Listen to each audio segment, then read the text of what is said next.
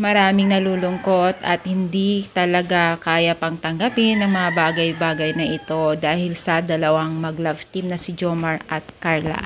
So yan ang ating pag-usapan kung ano ang mga dahilan. So bago natin ipagpatuloy ang ating pag-support today's video, kung bago ka pa lang sa aking channel, please subscribe po, like, and pakit na rin po natin guys ang notification bell upang ma-update po tayo tuwing ako po nag-upload sa mga viral and trending video.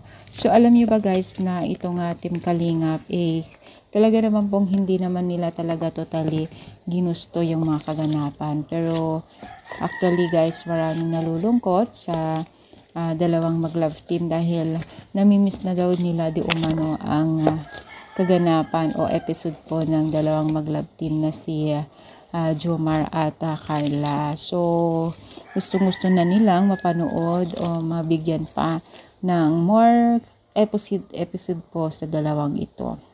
Yan nga lang, may mga bagay-bagay na hindi naman talaga pinagkakaintindihan kaya naapektuhan po yung trending o yung pagbibigay po nila ng latest update po sa dalawang mag-love team na ito. Pero alam natin na maayos din naman yan at magpapahinga lang po siguro ang bawat isa. No? Malay mo kung script, no? Script ba talaga ito?